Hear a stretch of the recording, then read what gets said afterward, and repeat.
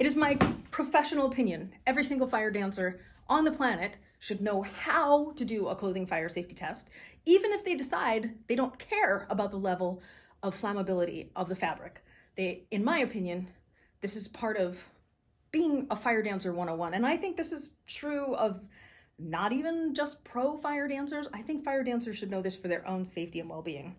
So let's say I didn't know that these pants are what they are and I wanted to test them. And, you know, just because something is 80%, or sorry, just because something is 90% doesn't actually mean that it's fire safe, because tightness of the weave is absolutely relevant.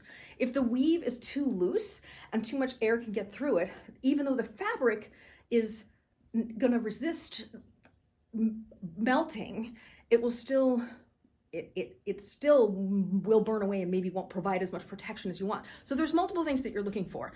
You're looking for melting, which is what synthetics do. When it melts, it can melt to your skin. And if I had not heard this horrible story in my early days of spinning, and by early days, I mean, I went pro in 2002, and the summer of 2002 at Burning Man, I met someone who told me this horrible story about someone who was dressed head to toe in chiffon, and it was some poly chiffon blend, and their outfit caught, and what ended up happening was the outfit melted to their body, and they ended up with third-degree burns over most of their body.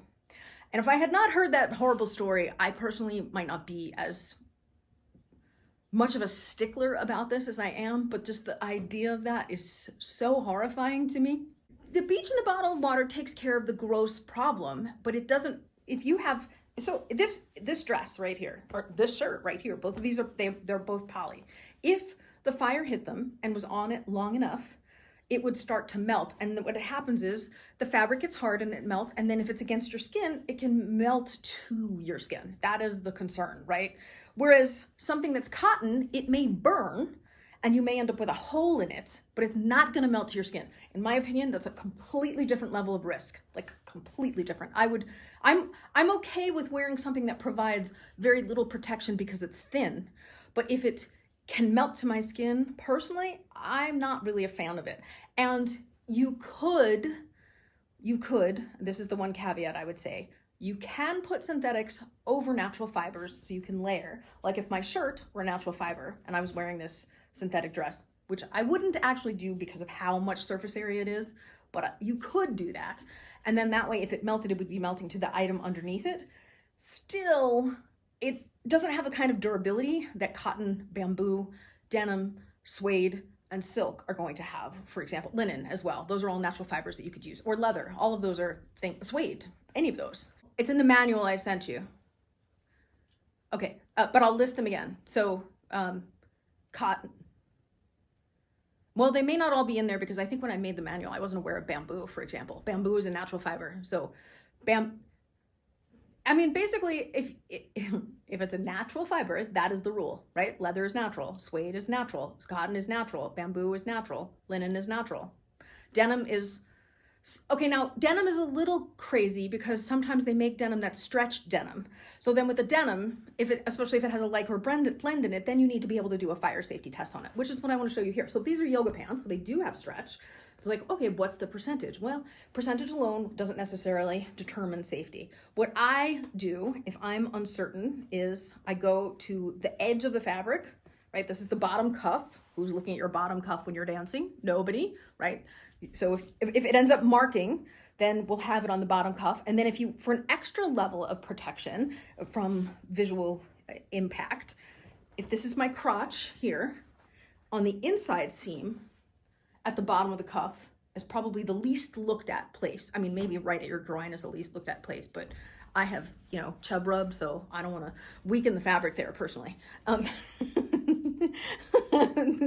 So then here's how you do it. Now, a lot of people are like, oh, well, you should just turn the fabric like this and then lay it underneath it. No, I mean, everything will burn eventually.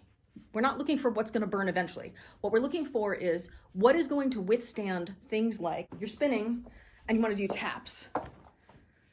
or you do a wrap and it accidentally is there too long. You want to know that it's going to survive that, right? So we're not trying to figure out something that's going to last for 10 minutes. We're trying to figure out something that will last for, the magic number is 3 seconds. So, I mean, that's my magic number. If you feel less confident, you can try and go for 5 seconds. And then what you do is you hold, this is important, when you hold the fabric, I'm going to do the burn on the other side of this right here, because you don't want your finger right behind where you're going to put the flame, right? So I'm going to put it here, which is on the other side of this between my 2 fingers. And then you spread it so that the fabric, you know, so this is how it would be draped. This is how it's hanging, right? That's why you're not doing it like this, because it's not hanging like that. It's hanging like this.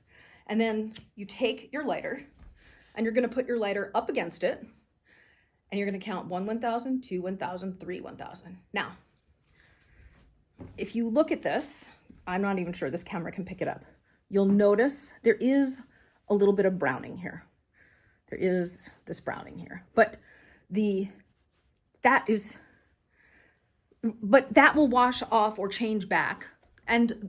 But the longer you leave it there, the more it will burn off the color and the more the fabric will degrade. Now, I can say with 100% certainty, I have worn clothing, I have overworn clothing, and places where I do the same moves like wraps or like with my fans.